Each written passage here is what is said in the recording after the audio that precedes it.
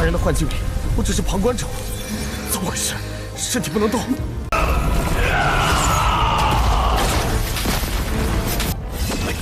一二之血，虚空血杀。 Hula semuanya, bagaimana nih kabar kalian? Semoga kalian dalam keadaan baik-baik saja, sehat selalu, serta dilancarkan rezekinya ya guys. Pada kesempatan di pagi hari ini, kita akanlah melanjutkan tonggak dari Tomb of Fallen God Season 3, tepatnya untuklah episode 7 guys. Yang dimana kita masih akanlah melihat bagaimana masa lalu dari Mengkeer dan apa yang akan dilakukan oleh Chenan agarlah bisa untuk menyelamatkannya. Karena bagaimanapun juga Mengkeer adalah pecahan jiwa dari Yu Xin. Oke lah kalau begitu langsung saja kita masuk ke dalam ceritanya. Chenan terkejut kalau Mengkeer tiba-tiba menggoda dirinya. Chenan yang kebingungan meminta kepada dia untuklah segera sadar. Tetapi ya dalam hati kecilnya Chenan, dia juga tidaklah bisa menolak kesempatan seperti ini. Ya untuk adegan seperti ini kalian pasti sudahlah paham. 你冷静。不是说在他人的幻境里，我只是旁观者，怎么回事？身体不能动。 Namun Chenan barulah teringat kalau dirinya ini kan berada dalam dunia imajinasi. Dan ini adalah dunianya dari Mengkeer. Dia seharusnya hanyalah menjadi pengamat saja. Mengapa dia haruslah terlibat dalam semua ini? Yang ternyata semua ini adalah ulah dari sang dewa dan iblis. Dia inginlah tahu apa rahasia di balik tubuhnya Chenan. Ketika Chenan berhasil menyadarinya, membuat si dewa dan iblis ini sungguh begitu sangatlah kesal terhadapnya guys. Ternyata untuk rahasia di dalam tubuhnya ini telah tersegel dengan begitu rapi. Dia sama sekali tidak bisa untuklah menembusnya. Tetapi dia juga tidaklah mau menyerah yang membuat dunia imajinasi dari Mengkeer benar-benar begitu chaos. Chenan terus-terusan meminta kepada Mengkeer untuklah tersadarkan. Jika diteruskan seperti ini ya, mereka berdua akanlah berakhir. Beruntungnya saja, dunia imajinasi yang diciptakan oleh si dewa dan iblis haruslah mengalami kerusakan. Sehingga ya satu persatu dari mereka keluar dari dunia imajinasi.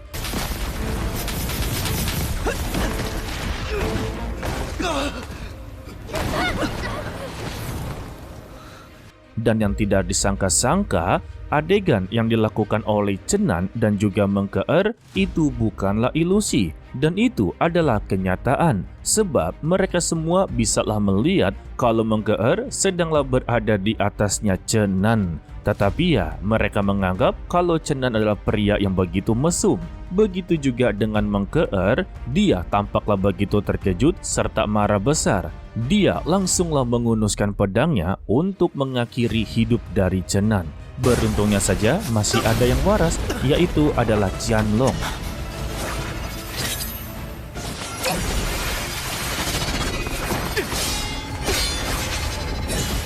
Meminta kepada mereka untuklah tenang, kalau sebelumnya mereka telah mendapati ujian dari sang dewa iblis tanpa nama.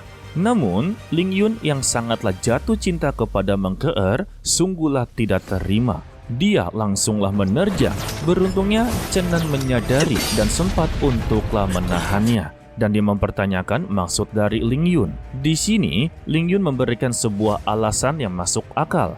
Kalau dari antara mereka semua, hanya Chenan dan Dewa Iblis tanpa nama lah yang mengerti bahasa kuno. Jadi ya, siapa yang berani untuklah menjamin bahwa mereka berdua sedanglah bekerja sama. Dan Ling Yun memberikan sebuah pernyataan kalau dia sangatlah yakin kalau Chenan telah dibesarkan oleh Dewa Iblis dan sengaja membawa mereka ke sini untuklah dijebak.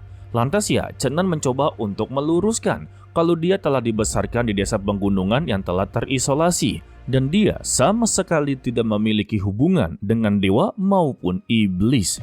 Namun ya, Ling Yun tetaplah tidak percaya. Iya, perdebatan ini sebenarnya mengarah kepada Chenan untuklah disingkirkan guys. Intinya dia cemburu besar. Tetapi untuk sang dewa iblis tanpa nama, dia masih sangatlah penasaran dengan Chenan.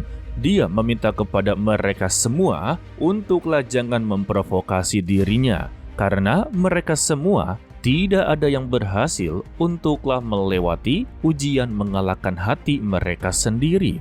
Dan hanya Chenan seorang sajalah yang berhasil melewati ujian tersebut. Sesuai peraturan yang telah ditetapkan olehnya, siapapun yang gagal maka akanlah dia habisi.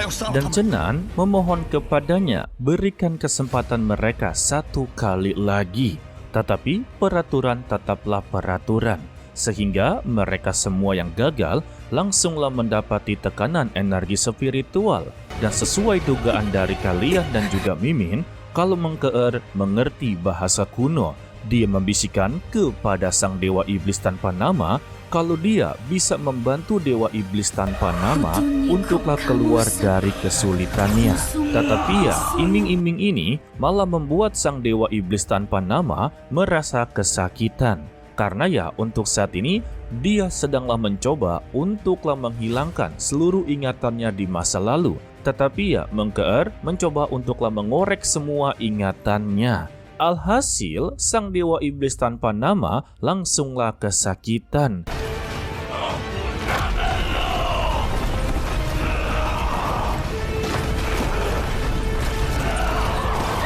Dan di sela-sela tersebutlah Mengkeer mengambil kesempatan dalam kesempitan untuklah keluar dari tempat tersebut. Sedangkan untuk Lingyun, dia juga mengambil kesempatan dalam kesempitan untuklah menghabisi satu persatu dari mereka. Tetapi yang berhasil dihabisi yaitu Wang Tian dan juga adiknya Lisa yang bernama Sorn. Bahkan dia sempat untuklah menciptakan formasi darah kegelapan dan juga berhasil untuklah melarikan diri.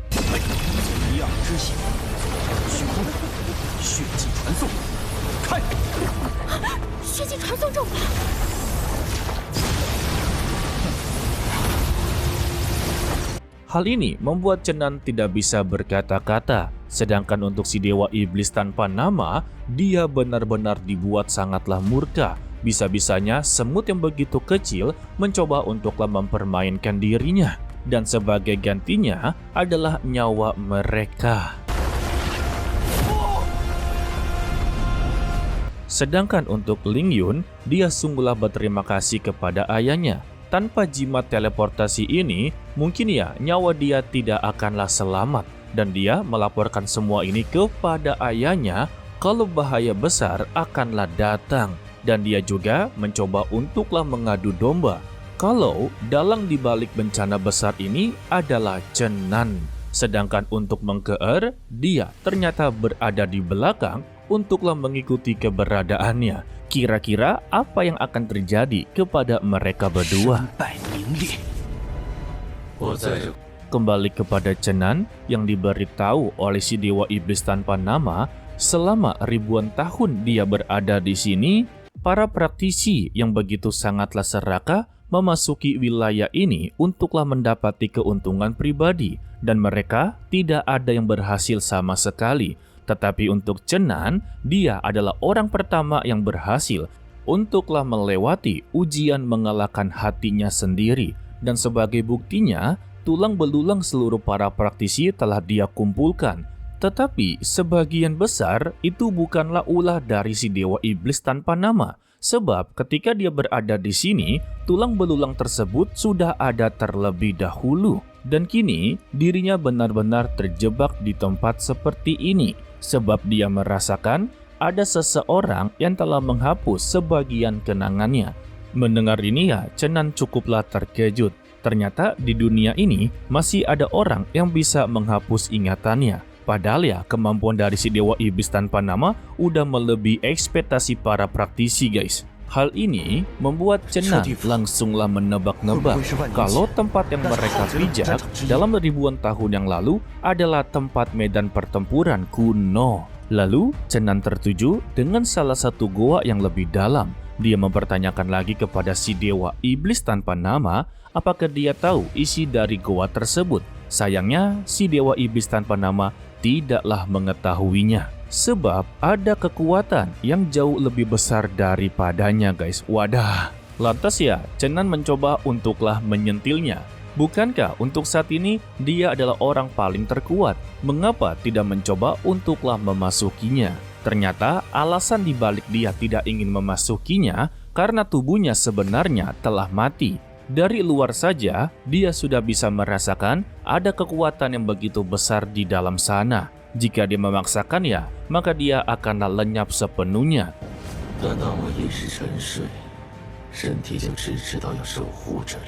Dan seingat dia, dirinya berada di sini memiliki tugas untuklah melindungi tempat ini. Namun dia tidak tahu apa yang sebenarnya dia lindungi guys. Mendengar ini, Chen Nan sangatlah yakin kalau si Dewa Iblis tanpa nama ini telah dikendalikan oleh takdir. Jadi ya takdir dia udah sampai seperti ini saja, tidak bisa mati dan tidak bisa untuklah keluar. Benar-benar di bawah tekanan ya, si Dewa Iblis tanpa nama membenarkannya. Bahkan ya, dia sangatlah iri kepada Chen Nan yang sama berasal dari zaman kuno. Dia benar-benar begitu sangatlah bebas dan dia sangatlah penasaran sebenarnya apa yang terjadi kepada dia di masa lalu. Namun Chen Nan tahu betul jika dia menceritakan masa lalu tersebut ya, maka dia akanlah menggila lagi.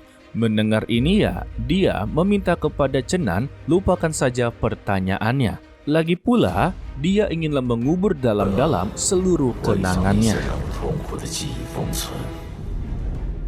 Sedangkan untuk bapaknya Ling Yun, yaitu Ling Jisoo, telah mendapati informasi dari anaknya dan dia pun memberikan sebuah perintah kepada pasukan elitnya untuklah menjaga wilayah tersebut. Siapapun yang keluar dari wilayah itu, maka habisi saja. Dan untuk pasukan elit yang dikerahkan diketuai oleh 2 orang cacat, yang satu buta, yang satu lumpuh.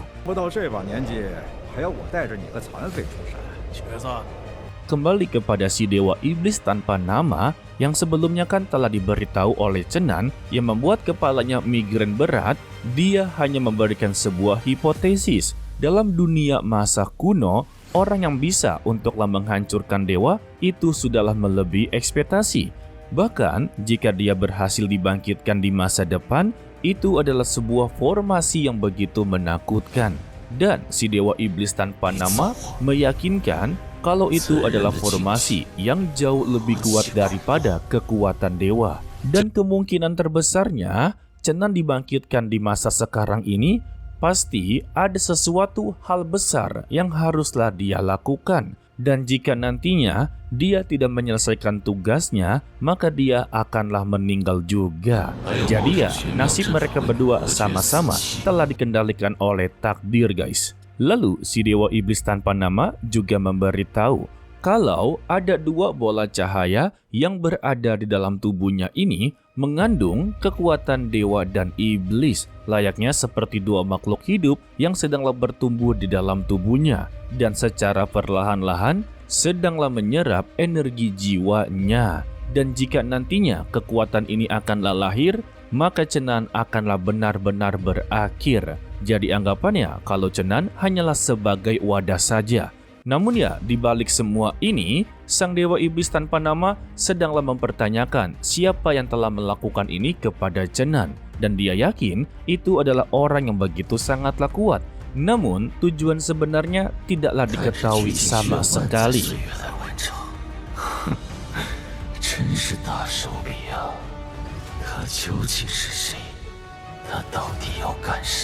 Dan untuklah mengungkapkan semua ini, dia mencoba untuklah mengirimkan jiwa ke dalam tubuhnya Chen Nan agarlah mengetahui lebih dalam. Tetapi ketika dia memasukinya, Giok Rui mencoba untuklah menyeimbangkannya guys. Sebab jika dia masuk, maka untuk 2 bola cahaya ini akanlah merasa terusik dan menghancurkan tubuh dari Chen Nan. Maka dari itulah Giok Rui mencoba untuk menyeimbangkannya. Tetapi ya, kemampuan dari sang Dewa Iblis tanpa nama kalah dengan sebuah giok guys.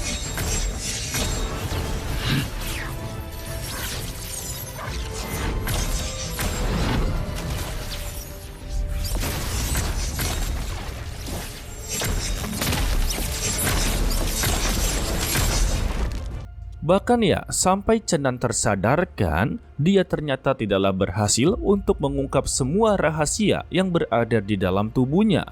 Justru dia bertanya-tanya kepada Chenan dari mana dia mendapati barang seperti ini, karena barang ini sangatlah mengerikan. Chenan membalas, dia tidak sengaja menemukan giok ini di dalam goa. Dan berkat dari semua ini, Chenan berhasil untuklah menerobos.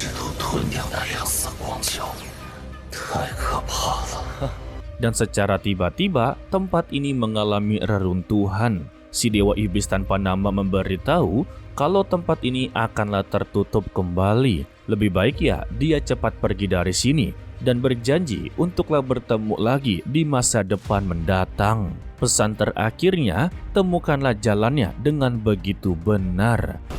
这大阵再来，将会是100年之后，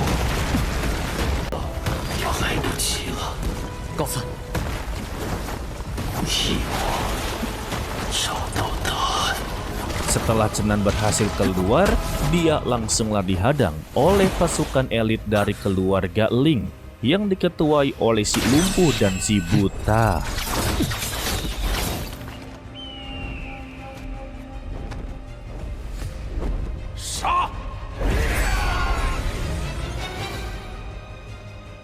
Dan kita bersambung untuklah video kali ini ya guys. Sebetulnya untuk video kali ini tidak ada jawaban sama sekali. Semuanya masihlah teka-teki. Untuk si Dewa Iblis tanpa nama, kita tidak mengetahui asal-usulnya. Begitu juga dengan Chenan, tidaklah mendapati jawaban dari kebingungan dia selama ini.